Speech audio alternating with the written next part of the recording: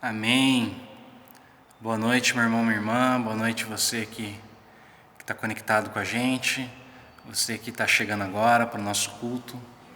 Só a graça de Jesus realmente que faz a gente viver. Não há Deus, nenhum Deus maior do que o nosso Deus. E a nossa vida de fato está nas mãos dele. Vamos então orar, esse Deus que tem cuidado da gente, esse Deus que se preocupa, que nos conhece, como nós ouvimos esse primeiro cântico. Eu convido você a orar conosco e invocar a presença do Senhor e adorá-lo também na beleza da santidade dele. Pai, nós te agradecemos porque de fato não há nenhum Deus maior do que o Senhor, nenhum Deus que conhece a gente como o Senhor nos conhece. Por isso, ó Pai, nós te pedimos, fala conosco nessa noite, que o Senhor possa tocar os nossos corações e que pela tua graça, pela tua misericórdia, Senhor, que nós possamos, mesmo nas nossas casas, meu Pai, ouvirmos a voz do Teu Santo Espírito e que possamos ser tocados, ó Deus, por aquilo que o Senhor preparou para nós nessa noite. Abençoa-nos, meu Pai, e recebe o nosso louvor, a nossa gratidão, porque somente o Senhor é digno de louvor e adoração. Obrigado por tudo que o Senhor já tem feito. É no nome de Jesus que nós te agradecemos. Amém. Eu, porém, confio em Teu amor. O meu coração exulta em Tua salvação. Quero cantar ao Senhor pelo bem que tem feito. Meu irmão, que esse seja o teu sentimento, que esse seja o sentimento que enche o teu coração nesse momento, e que mesmo nós distantes fisicamente, que a gente possa, numa só voz, num só espírito, adorar e engrandecer o nome do nosso Santo Deus. Amém, irmãos?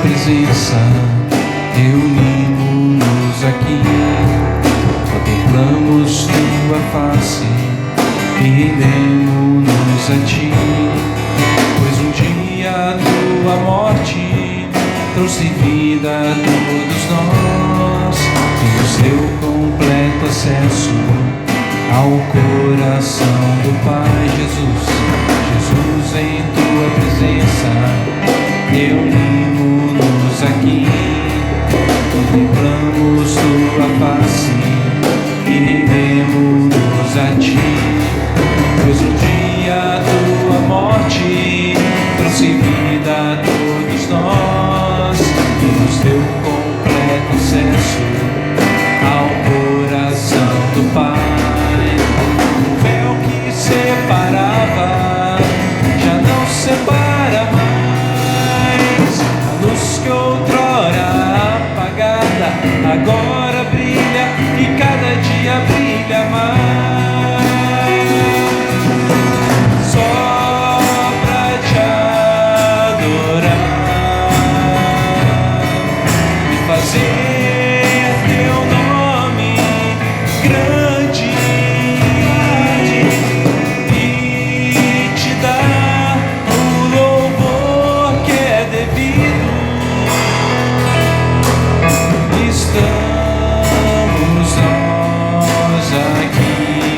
véu que separava, o véu que separava, já não separa mais. A luz que outrora apagada, agora brilha e cada dia brilha mais. Só pra te adorar e fazer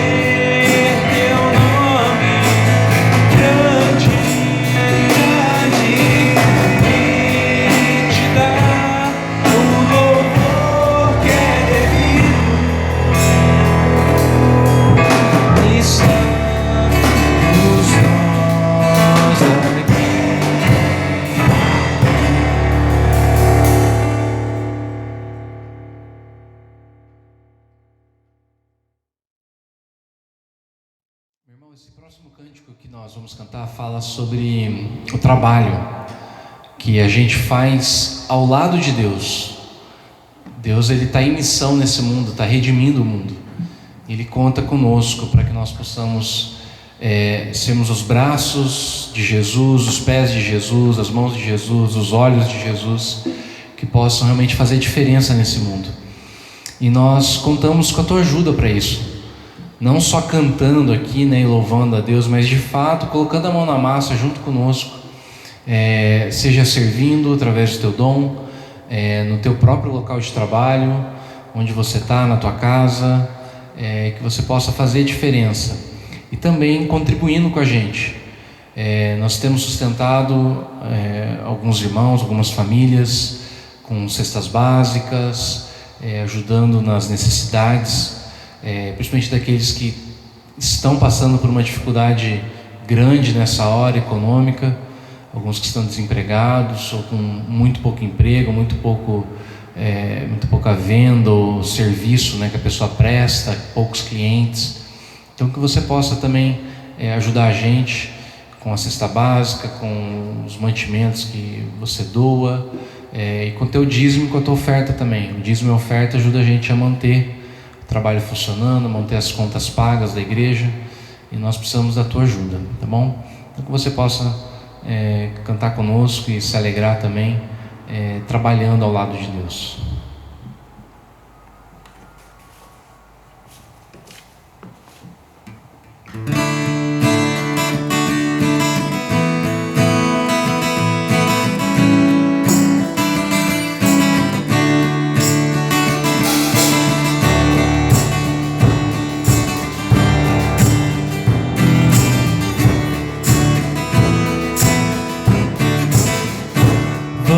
Nós trabalhar, somos servos de Deus, nosso mestre seguir no caminho do céu e do seu bom conselho, vigor renovar, dirigentes fazendo o que Cristo ordenar, no labor com temor, a servir a Jesus, com firmeza e fé e com oração, até que volte o bom Senhor.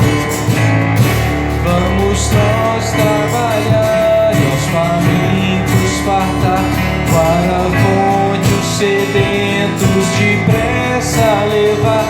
Só na cruz do Senhor nossa glória será, pois Jesus salvação por seu sangue nos dá. No labor com fervor, a servir a Jesus, com firmeza e fé e com oração, até que volte o bom Senhor. Nós trabalhar e aos perdidos dizer que de Deus hoje mesmo perdão podem ter. Quem buscar o Senhor redimido será, pois Jesus salvação para sempre nos dá. No labor com fervor,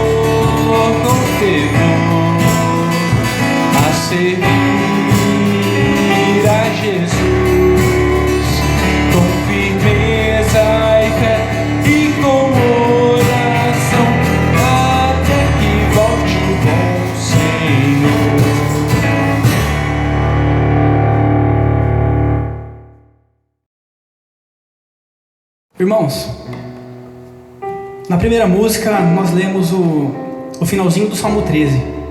Nós lemos os versículos 4 e 5.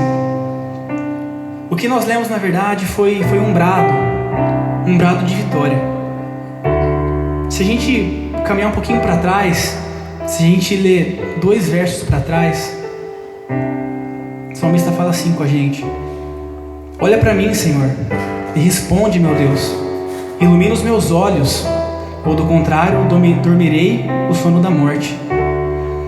Os meus inimigos dirão: eu o venci, e os meus adversários festejarão o meu fracasso. Eu, porém, confio em teu amor, o meu coração exulta em tua salvação. Quero cantar ao Senhor pelo bem que me tem feito. Meu irmão, que esse brado de vitória que nós lemos seja o que preencha o teu coração, e que você cante com a gente nesse momento a plenos pulmões. Ouve a nossa oração, Senhor, e recebe glória e louvor. Sonda o nosso coração, guia-nos por teu amor. Esse é o único desejo que nós temos, esse é o único motivo do qual nós estamos aqui. Então, se alegre e cante ao nome do nosso Santo Deus.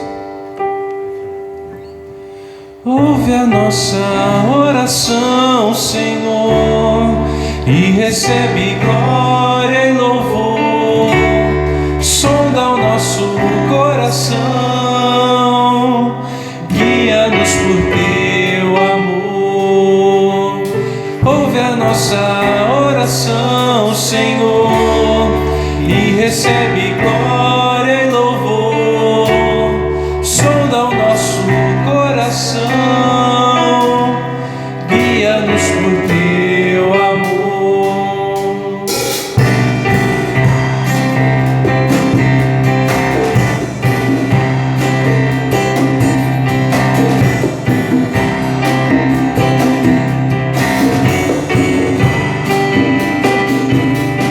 Todo dia seja o meu viver para te honrar,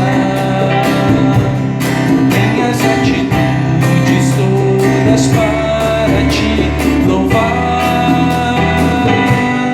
O caminho que Jesus aponta, sim, por ele vou seguir, revelar o teu amor por onde eu for. Todo dia seja o meu viver para te honrar. De tudo que tenho recebido vou compartilhar, dedicar os meus talentos, minha vida para abençoar, revelar o teu amor por onde eu for.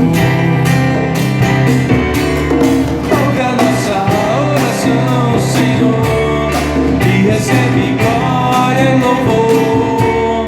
Sonda o nosso coração, guia-nos por teu amor. Ouve a nossa oração, Senhor, e recebe glória e louvor. Sonda o nosso coração, guia-nos por teu amor.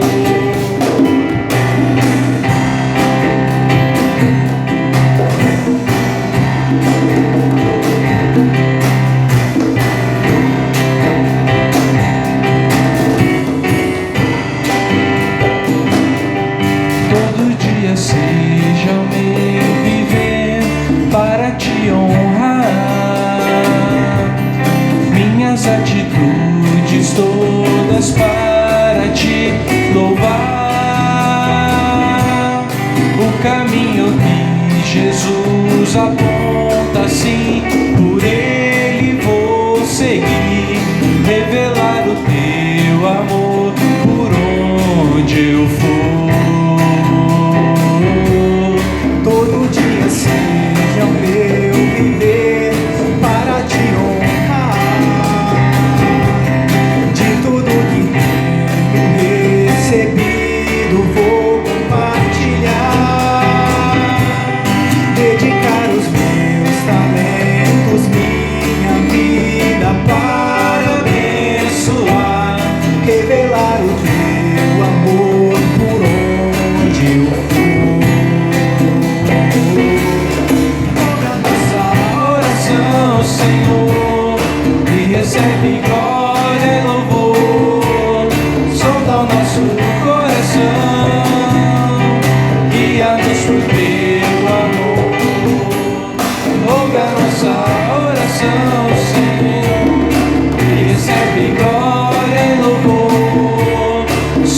nosso coração, guia-nos no teu amor.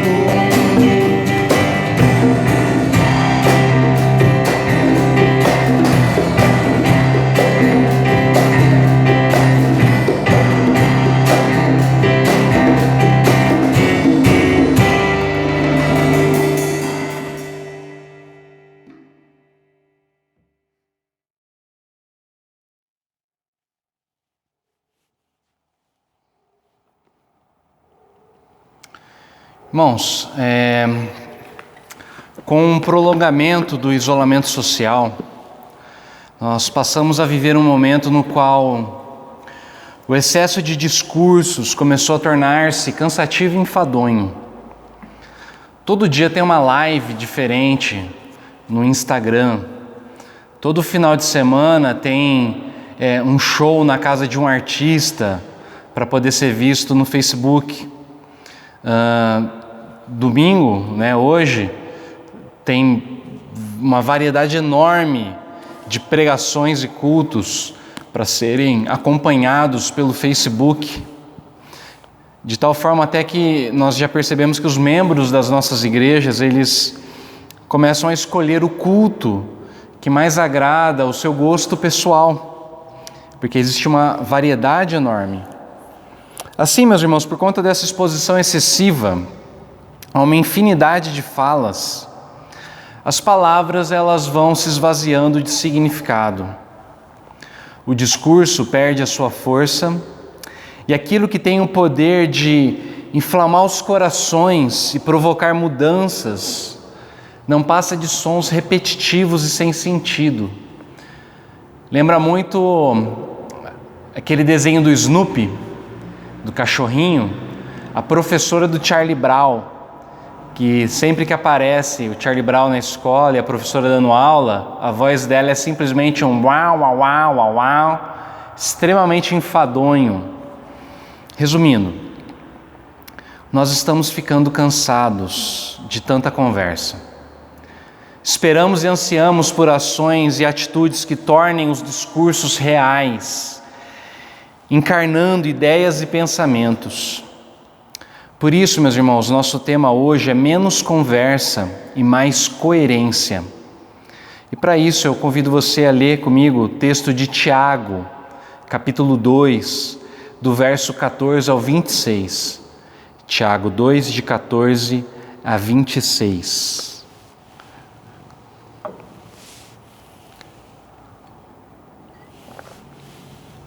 Eu faço a leitura na Nova Tradução da Linguagem de hoje, que diz o seguinte: Meus irmãos, de que adianta alguém dizer que tem fé, se ela não vier acompanhada de ações? Será que essa fé pode salvá-lo? Por exemplo, pode haver irmãos ou irmãs que precisam de roupa e que não têm nada para comer. Se vocês não lhes dão o que precisam para viver, não adianta nada dizer que Deus os abençoe, vistam agasalhos e comam bem. Portanto, a fé é assim: se não vier acompanhada de ações, é coisa morta. Mas alguém poderá dizer: você tem fé e eu tenho ações. E eu respondo: então me mostre como é possível ter fé sem que ela seja acompanhada de ações. Eu vou lhe mostrar a minha fé por meio das minhas ações. Você crê que há somente um Deus? Ótimo! Os demônios também creem e tremem de medo. Seu tolo, vou provar-lhe que a fé sem ações não vale nada. Como é que o nosso antepassado Abraão foi aceito por Deus? Foi pelo que fez quando ofereceu o seu filho Isaque sobre o altar. Veja como a sua fé e as suas ações agiram juntas. Por meio das suas ações, a sua fé se tornou completa. Assim aconteceu o que as Escrituras Sagradas dizem. Abraão creu em Deus e por isso Deus o aceitou. E Abraão foi chamado de amigo de Deus. Assim, vocês veem que a pessoa é aceita por Deus por meio das suas ações e não somente pela fé. Foi o que aconteceu com a prostituta Raabe, quando hospedou os espiões israelitas e os ajudou a sair da cidade por outro caminho. Deus a aceitou pelo que ela fez. Portanto, assim como o corpo sem o espírito está morto, assim também a fé sem ações está morta. Essa é a palavra de Deus. Vamos orar? Pai, Tua palavra foi lida e eu peço mais uma vez, ó Deus, que o Senhor ilumine ela, ó Pai, e que o Senhor faça com que essa palavra se torne viva nos nossos corações, nas nossas vidas, ó Pai, fazendo frutificar, ó Deus, ações que glorifiquem o Teu nome, ações que de fato apontem o caminho que é Jesus Cristo. É o que eu te peço em nome do Filho amado. Amém.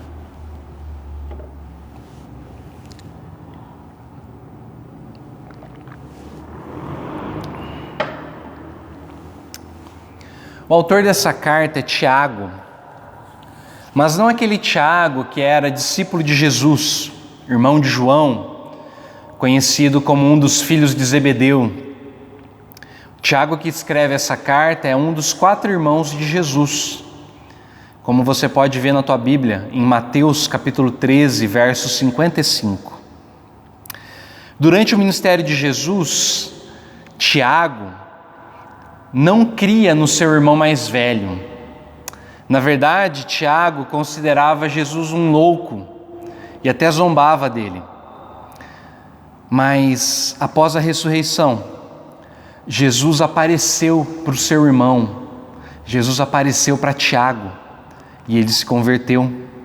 O apóstolo Paulo relata isso para a gente lá em 1 Coríntios capítulo 15, verso 7.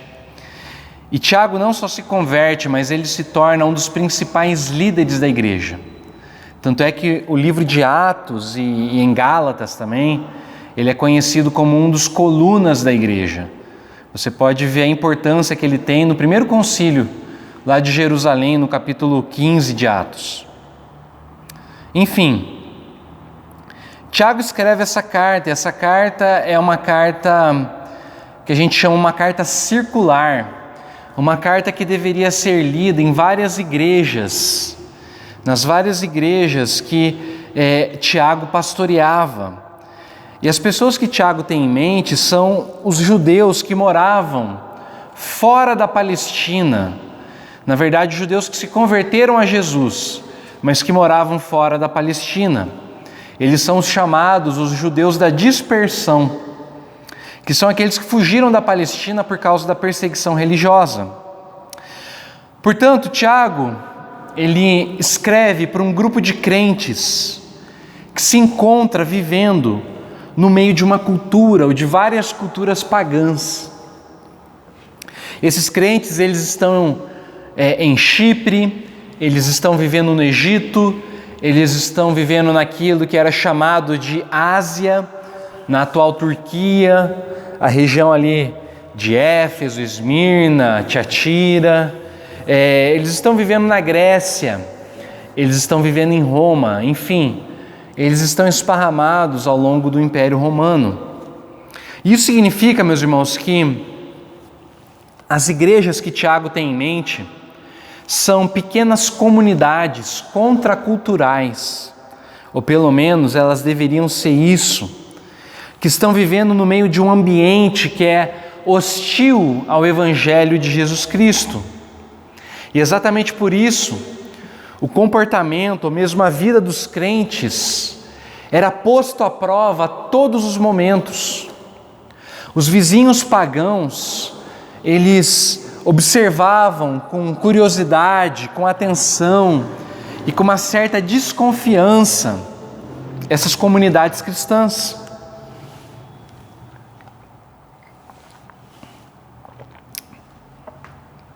Dessa forma, meus irmãos, é possível a gente entender que a preocupação de Tiago, que é uma preocupação pastoral,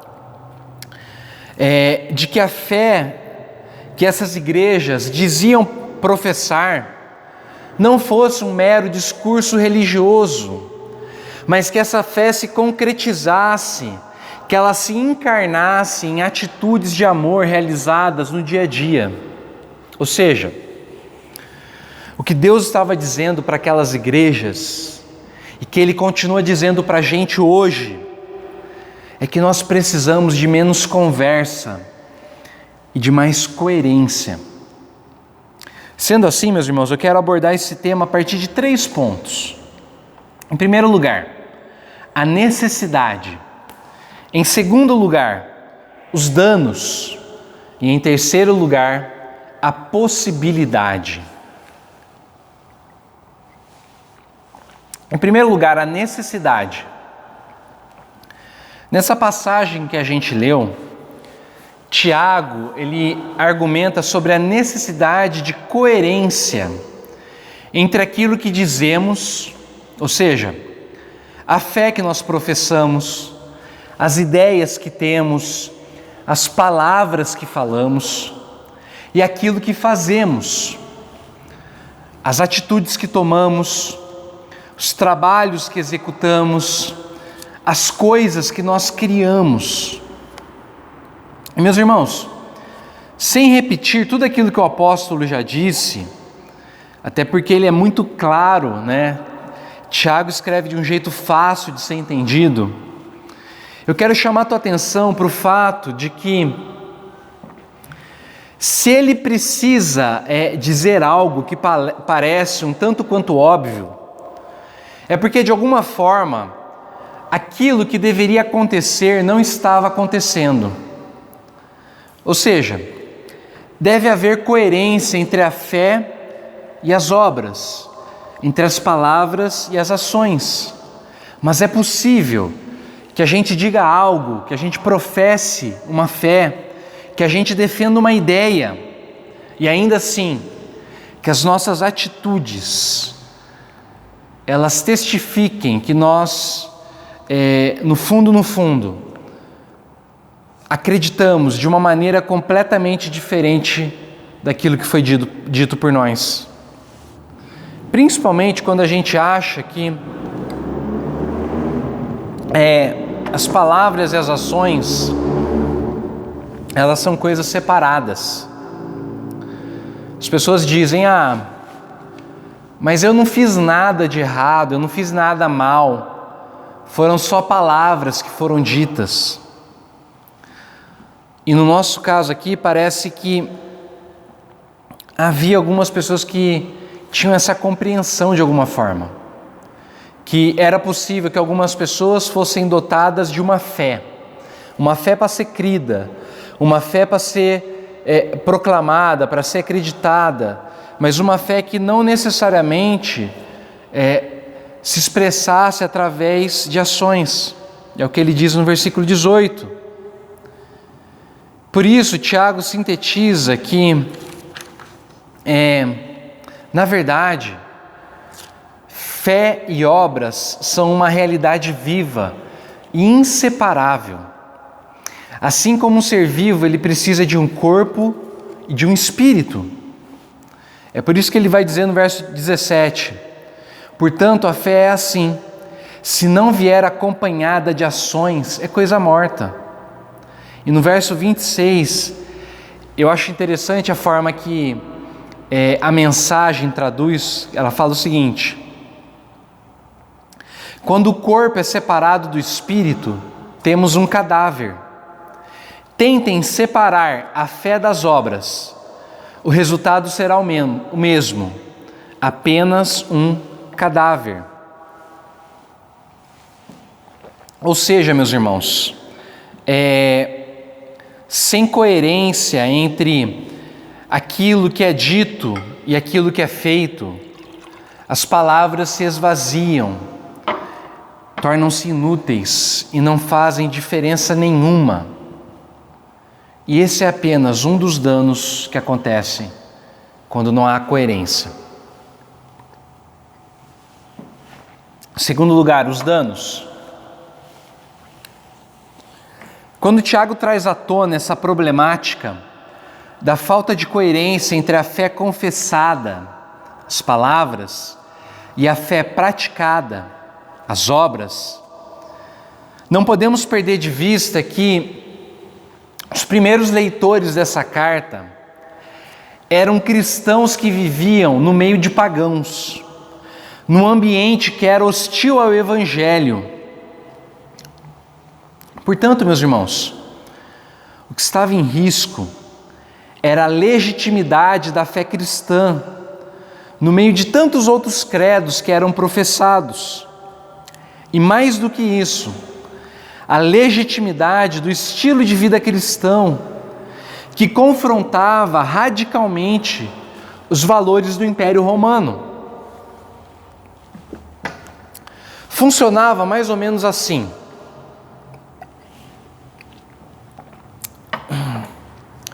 Os cristãos diziam que eles adoravam um Deus que abriu mão de todo o poder e majestade que ele tinha, um Deus que se esvaziou, ele se esvaziou da sua divindade, ele tornou-se um ser humano. Como ser humano, esse Deus ele era um homem humilde,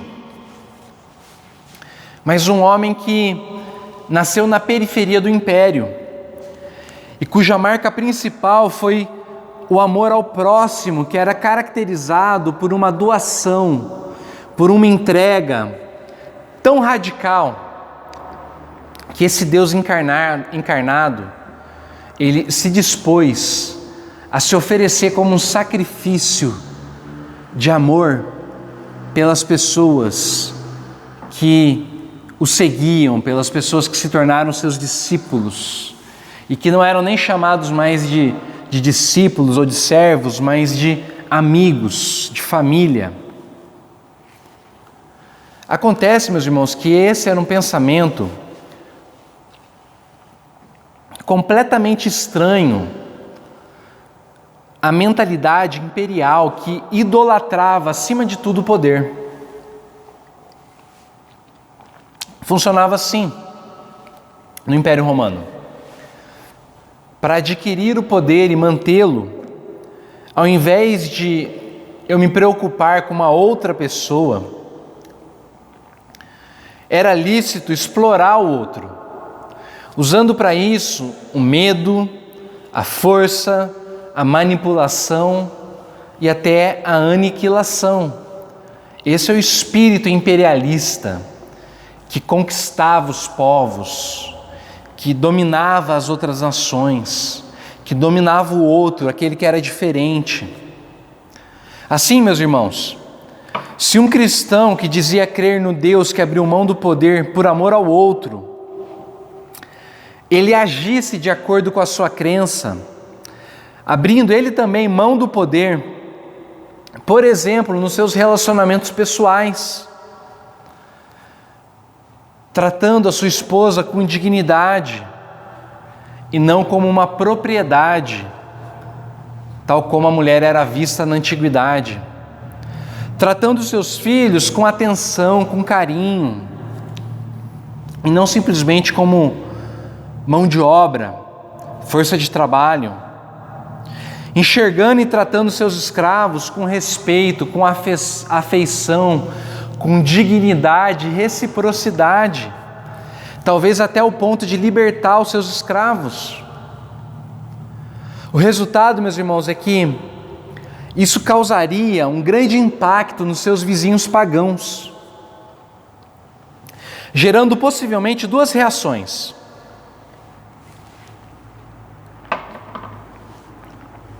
Ou esses vizinhos iriam zombar, ou eles iriam ficar admirados. Ou eles iriam sentir repulsa, ou eles iriam ser atraídos. Todavia, a única coisa que não aconteceria seria a indiferença. Até porque a vida de Jesus sempre foi assim. Jesus causou nas pessoas atração ou repulsa, admiração ou escárnio, mas nunca indiferença. Ou seja, o que eu estou querendo dizer é o seguinte: se aqueles crentes desenvolvessem uma fé que fosse mero consentimento intelectual, que não se refletisse em práticas do dia a dia, quem sofreria um enorme dano seria o Evangelho, seria boa notícia, que perderia o seu poder atracional, seu poder de atração.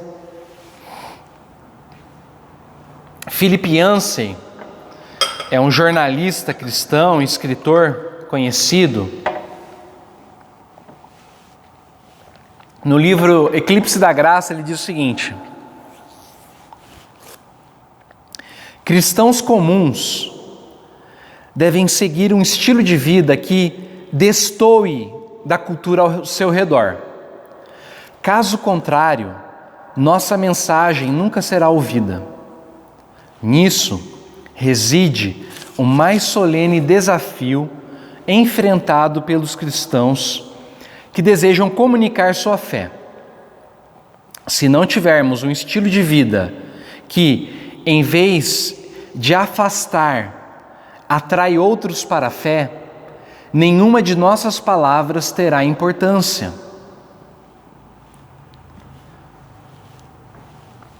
Esse é o primeiro dano.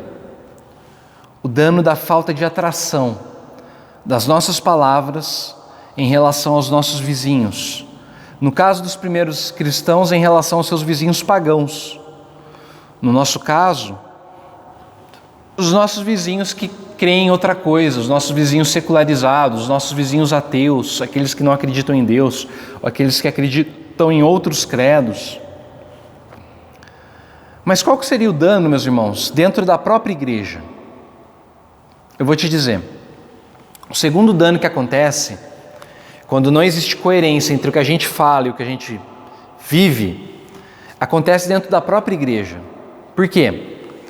Quando os filhos percebem que seus pais falam algo, mas agem de uma forma completamente diferente, eles assimilam a mensagem de que aquilo que é dito, na verdade, não tem tanta importância assim. Independentemente de quão bonito, quão nobre, quão certo seja o discurso, no fim das contas, o que vale é aquilo que é feito.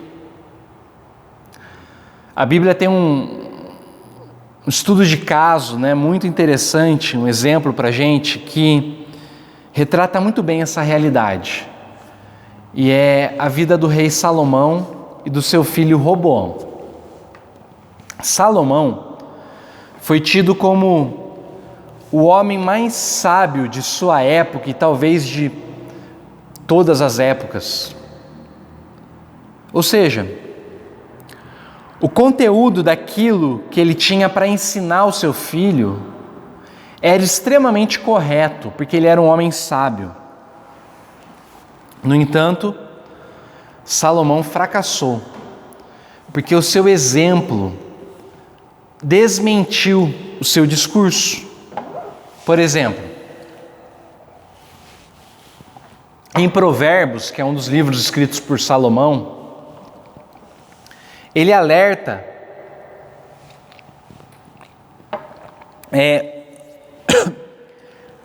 dirigindo-se inclusive ao meu filho, Meu filho querido, preste atenção nas minhas palavras.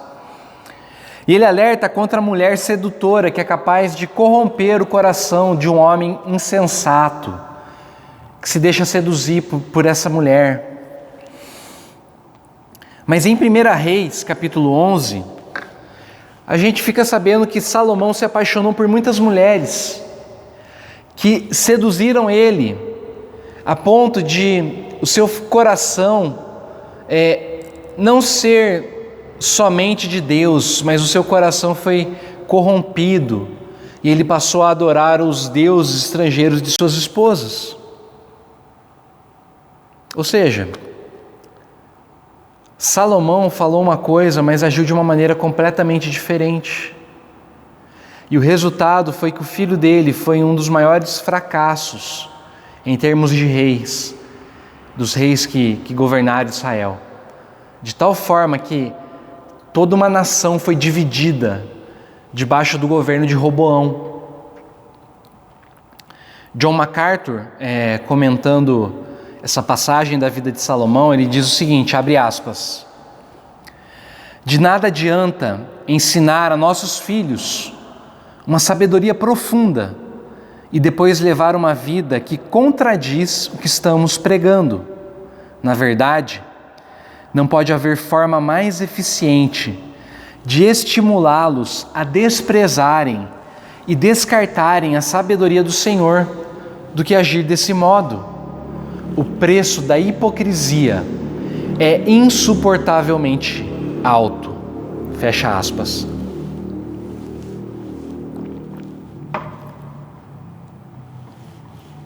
Como alguém já disse, meu irmão, o vômito acontece para que um organismo permaneça saudável. Se você come uma coisa estragada, teu corpo vai vomitar aquilo. E eu percebo que uma geração que rejeita a fé hipócrita de seus pais, na verdade, está à procura de algo genuíno. E não é à toa, gente, que a cada ano que passa aumenta o número de desigrejados no Brasil. Você sabia que os desigrejados são a segunda maior denominação evangélica do país? Eles só perdem para a Assembleia de Deus. Por quê? Porque a gente tem toda uma geração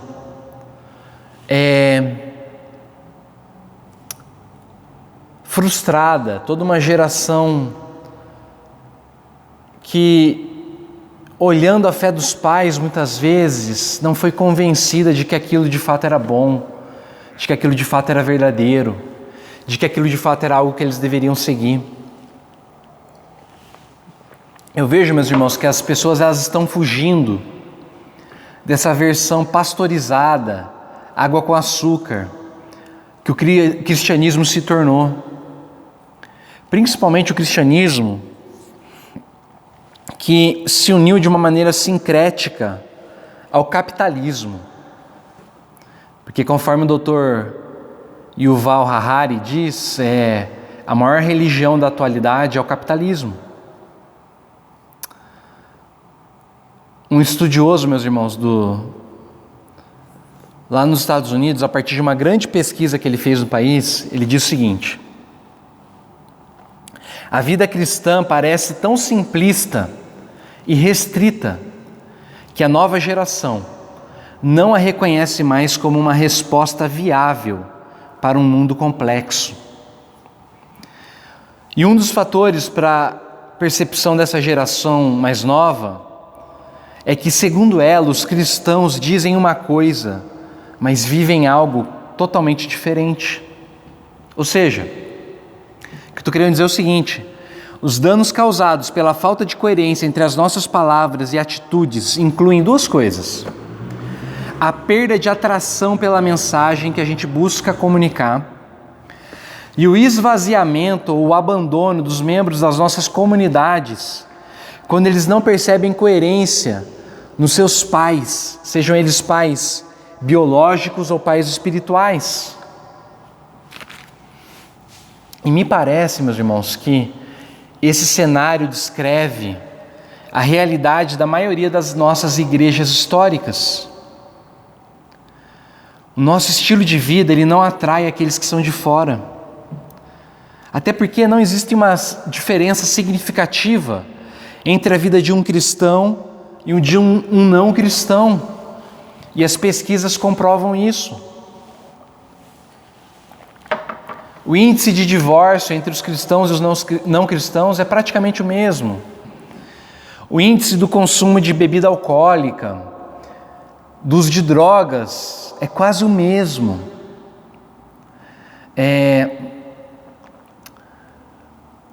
A chance de um cristão ter acessado um site pornográfico nos últimos 30 dias é igualzinha de uma pessoa não cristã. Ou seja, quem olha a gente de fora não vê nada diferente que atraia essas pessoas. E a gente, além disso, tem uma geração inteira perdida de filhos de crentes que simplesmente abandonaram a igreja. Eu não sei se você já reparou, mas entre a faixa dos 35 anos aos 50 mais ou menos, as pessoas deixaram as igrejas históricas. Diante desses danos, meus irmãos, a pergunta que se levanta é o seguinte: é possível haver coerência entre palavras e ações, gerando um movimento que desperte o mundo de sua letargia? Eu creio que sim. É por isso que esse terceiro ponto é a possibilidade. A possibilidade. E por que eu acho que isso é possível? Eu acho que isso é possível porque essa foi a experiência das primeiras comunidades cristãs, nas quais fé e obras, palavras e atitudes caminhavam juntas. E essas comunidades causaram um impacto grande no mundo da sua época, de tal forma que as estruturas do Império Romano foram expostas e abaladas.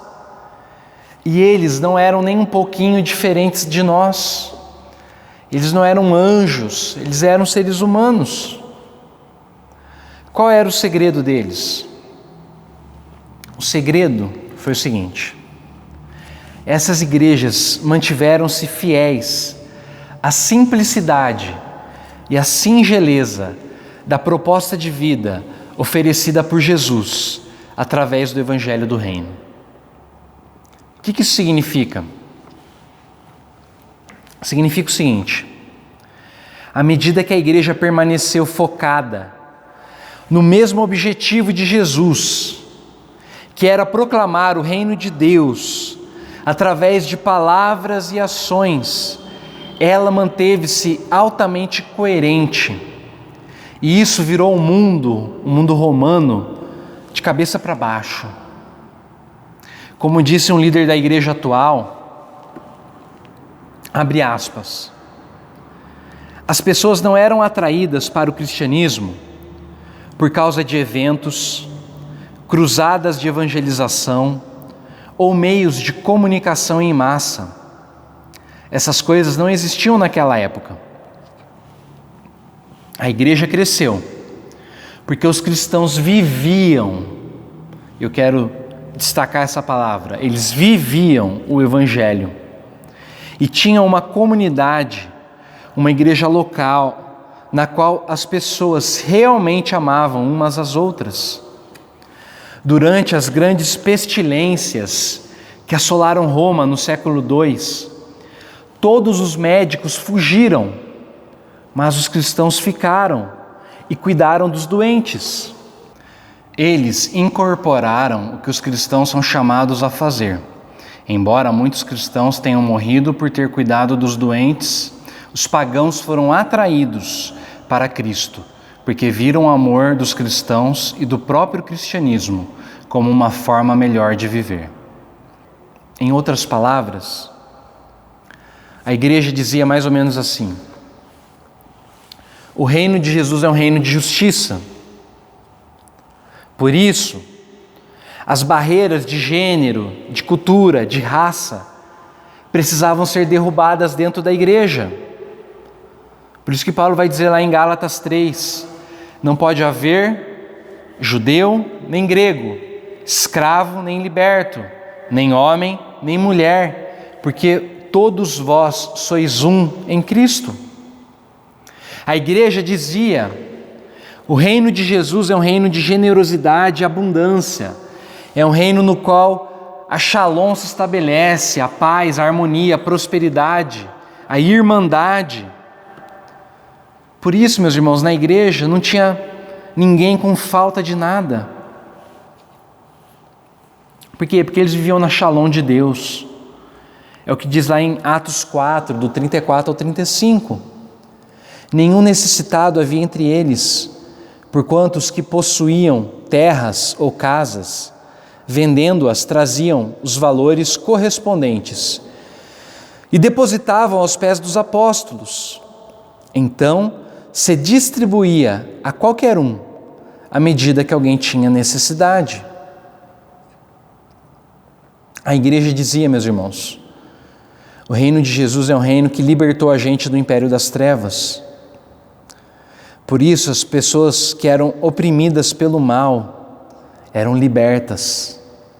Lá em Atos 19, vai dizer para a gente que, diante de Paulo, as enfermidades fugiam de suas vítimas e os espíritos malignos se retiravam.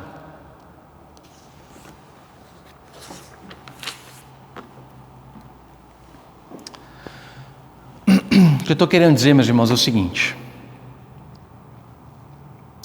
Jesus não se preocupou em construir templos, organizar corais, escrever livros ou estabelecer rituais difíceis ou complicados demais. O único objetivo de Jesus foi construir uma comunidade que encarnasse as palavras, o estilo de vida que ele proclamava, e foi isso que ele fez. E por cerca de 400 anos a igreja manteve-se fiel a esse programa simples. E esse foi o período de maior coerência da igreja e de maior impacto da igreja. Agora, a partir do momento que a igreja abandonou a simplicidade do projeto de Jesus e começou a perder o seu foco, por causa da sua união com o Estado ali com Constantino, e aí ela começou a ficar preocupada com os templos, com os rituais, com as vestes sacerdotais, eclesiásticas, com as discussões teológicas, com os corais e uma infinidade de parafernália religiosa. A coerência entre as palavras e ações da igreja se enfraqueceu. A igreja se enriqueceu, a igreja ganhou poder, mas perdeu a sua força inicial. Todavia, sempre que a igreja retorna à simplicidade do projeto original, o impacto social é enorme. A gente tem um exemplo moderno, mais recente, que é a China.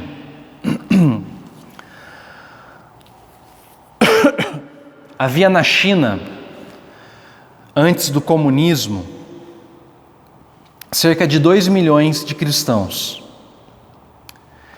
Então, o comunismo tomou o poder, os missionários foram expulsos, os pastores foram mortos, presos, Bíblias foram queimadas, templos foram confiscados, posses da igreja foram retiradas, e enfim, da noite para o dia, toda estrutura eclesiástica se acabou. Passaram-se alguns anos, cerca de 50 anos, 60 anos, e quando a China começou a se reabrir para o Ocidente, e os primeiros missionários foram até lá, eles acharam, meus irmãos, que o cristianismo teria desaparecido. Eram 2 milhões. Como é que eles poderiam ter sobrevivido sem templos, sem pastores, sem culto público, sem liderança organizada, sem Bíblias? Mas qual não foi a surpresa de descobrir que a igreja tinha dado um salto enorme e o número de cristãos havia subido para cerca de 70 milhões de cristãos. Sabe por quê, meus irmãos? Porque quando a igreja perdeu toda aquela estrutura que ela tinha por causa do comunismo, ela pôde focar na simplicidade do projeto de Jesus. E eu tive a oportunidade de ouvir o testemunho de um pastor chinês, lá em Campinas. E ele me contou uma história sobre um missionário da igreja dele, um missionário chinês que foi para a Síria quando explodiu a guerra na Síria. E esse missionário, logo no começo ali da guerra, ele começou a trabalhar e rapidamente o inverno começou a se aproximar. E uma tarde, esse missionário ele encontrou, meus irmãos, um menino, um órfão, andando na rua com os pés descalços. E os dedos desse menino estavam quase congelando. E aquilo tocou muito o coração do missionário, ele socorreu o garoto. E ele mandou uma carta, não sei, ele se comunicou com a igreja dele, ele pediu para que a igreja pudesse mandar roupas de frio. Só que as igrejas da China, meus irmãos, elas são extremamente pequenas e pobres. Uma igreja na China é formada por cerca de 40 pessoas, mais ou menos. E aquela igreja pequena, pobre, começou a orar e começou a se mobilizar. E algumas semanas depois, eles enviaram para a Síria um container lotado com roupas de frio, calçados, brinquedos e Bíblias e material evangelístico para poder ser usado. Onde é que eu quero chegar, meus irmãos? Eu estava refletindo essa semana e eu tenho pensado o seguinte: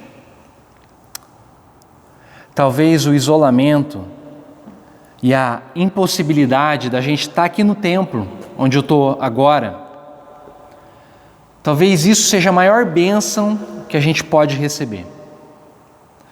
Porque essa talvez seja a grande chance que a gente tem de voltar à simplicidade do Evangelho.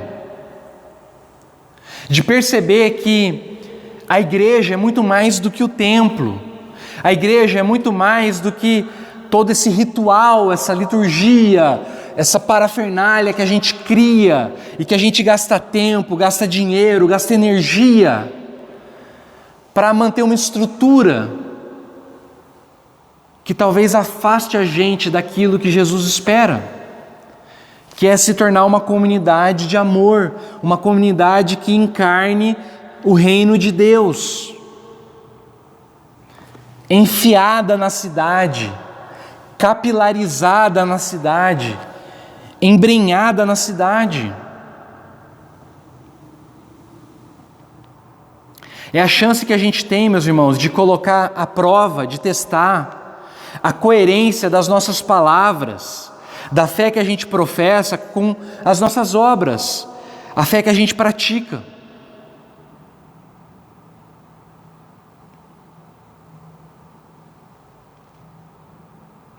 É a chance que a gente tem de corrigir a incoerência nossa, nós que somos pais, e que muitas vezes falamos uma coisa para os nossos filhos e vivemos outra completamente diferente. Meus irmãos, talvez essa é a chance que a gente tem de corrigir isso nas nossas casas. Por quê? Porque o isolamento está fazendo a gente ficar perto dos nossos filhos. O isolamento está trazendo proximidade dentro de casa. E é a chance que você tem, meu irmão, minha irmã, de viver de fato aquilo que você prega.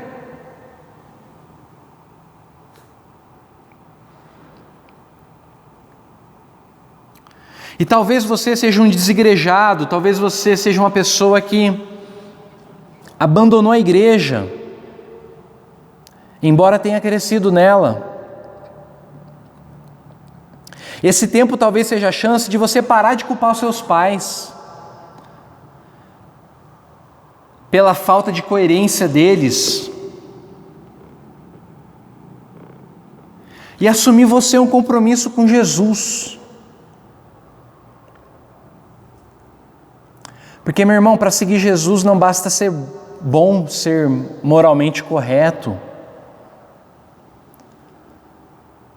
Seguir Jesus é no dia a dia. Como a gente cantou no louvor, é no todo dia.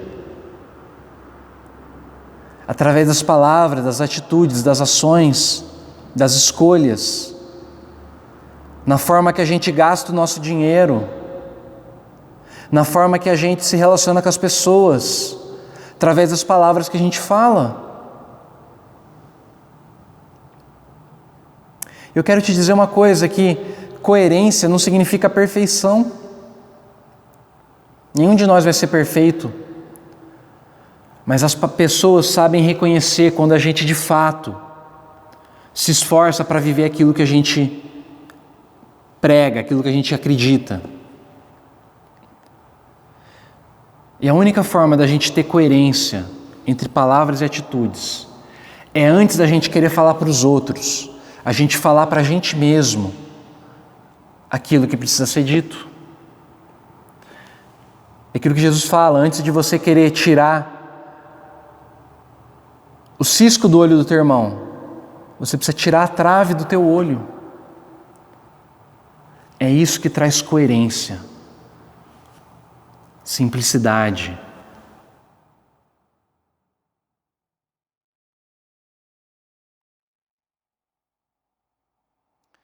Que Deus abençoe a sua palavra.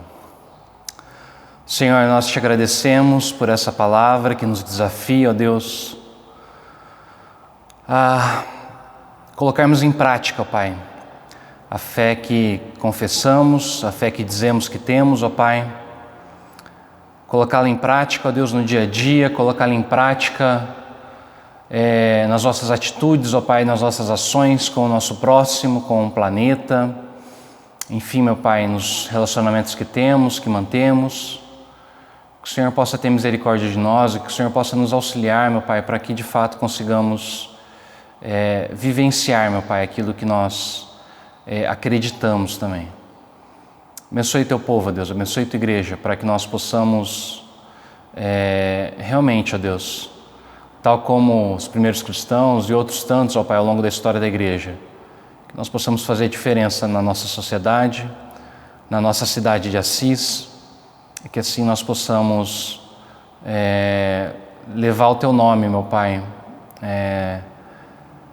glorificar o teu nome, meu Pai, elevar o teu nome, meu Pai, dar a ele o lugar devido, ó Deus, que é de honras e glórias. Obrigado, ó Pai, por tudo que o Senhor tem feito. Nós te louvamos em nome de Jesus. Amém. Você vai ouvir uma música, meu irmão, minha irmã, de Paulo César Baruch. Use essa música como uma oração cantada também. Reflita em cima dela e permita que o Espírito Santo continue ministrando ao teu coração.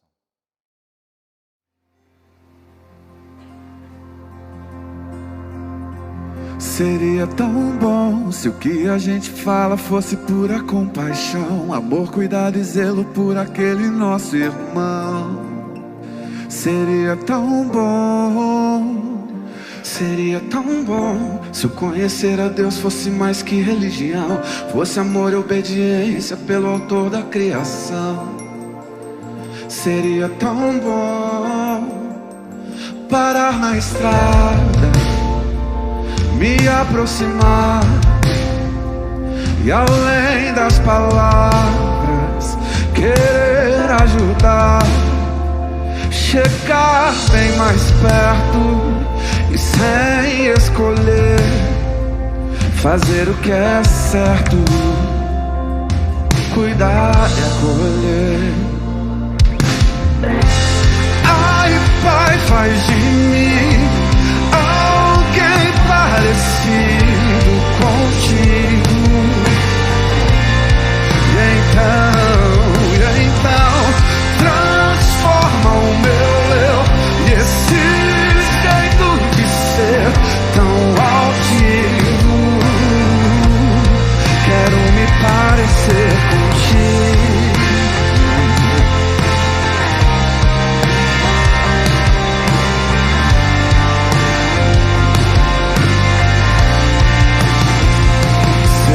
Tão bom se o conhecer a Deus fosse mais que religião, fosse amor e obediência pelo autor da criação. Seria tão bom parar na estrada, se aproximar e além das palavras querer ajudar, chegar bem mais perto e sem escolher fazer o que é certo, cuidar e acolher. Fazer o que é certo, cuidar e acolher.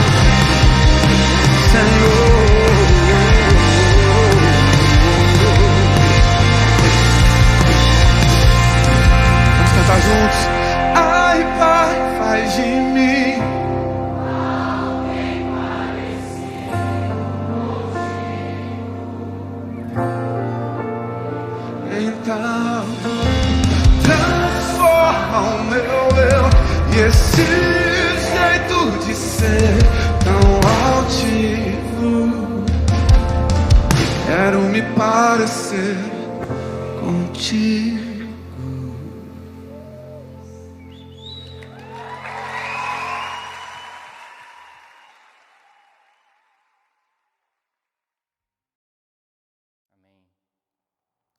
Seria tão bom realmente que conhecer a Deus fosse mais do que uma mera religião. Que possamos então não só falar, mas praticar aquilo que nós acreditamos, aquilo que nós confessamos. Que Deus possa te abençoar nessa semana, para que você faça a diferença onde quer que você esteja. Receba a bênção, meu irmão, minha irmã. Eu desejo que o Deus eterno possa ir à tua frente para guiar você no caminho que você deve andar, nas suas atitudes e ações. Eu desejo que o Deus eterno possa estar atrás de você, te protegendo e te livrando de todo mal. Eu desejo que o eterno possa estar embaixo de você como uma rocha para poder firmar sua vida. Eu desejo que o eterno possa estar acima de você, para que do alto dos céus ele derrame bênçãos sem medidas, que você seja muito generoso em reparti-las. Desejo acima de tudo que o eterno caminhe do teu lado. Se você tropeçar e cair, que mais uma vez ele te levante. Que o amor do Pai, a comunhão do Filho e o consolo do Espírito permaneçam conosco e com todo o povo de Deus em toda a terra, hoje e por todos sempre. Amém. Obrigado pela tua presença, que Deus te abençoe e que você tenha uma ótima semana. Fique com Deus.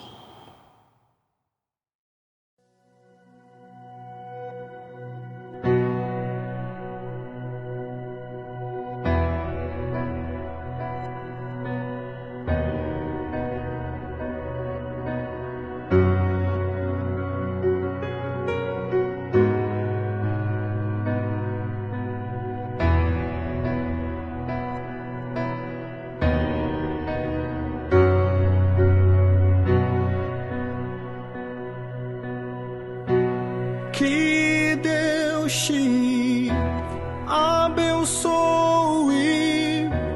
te guarde e brilhe sua face sobre ti, levante seu rosto e te dê paz.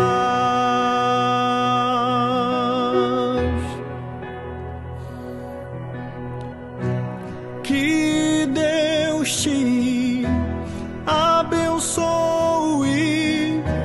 te guarde e brilhe sua face sobre ti, levante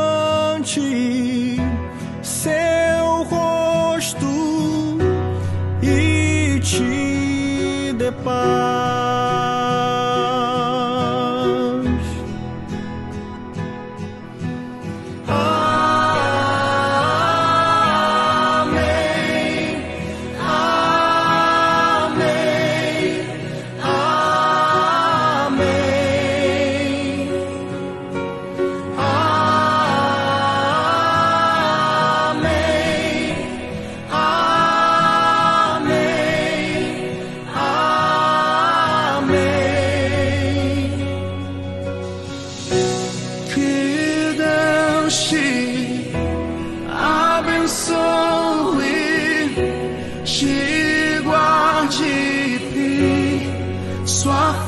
Sobre ti, levante seu rosto e te dê paz.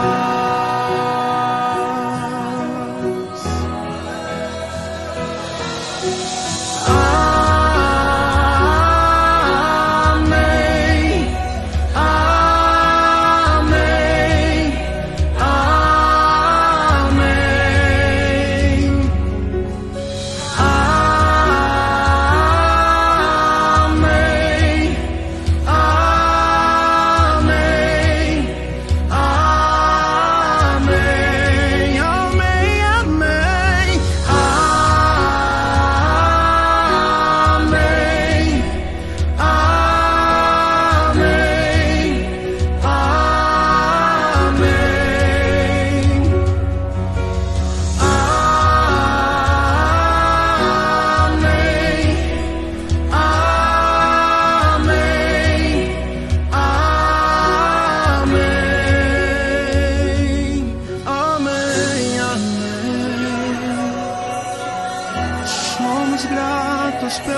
favor, Senhor.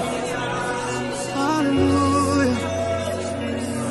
Que o favor de Deus seja sobre ti, sobre toda tua geração, tua família e teus filhos e os filhos de teus filhos. Que o favor de Deus seja sobre ti, sobre toda tua geração, tua família e teus filhos e os filhos de teus filhos. Que o favor de Deus seja sobre ti, sobre toda tua geração, tua família e teus filhos e os filhos de teus filhos.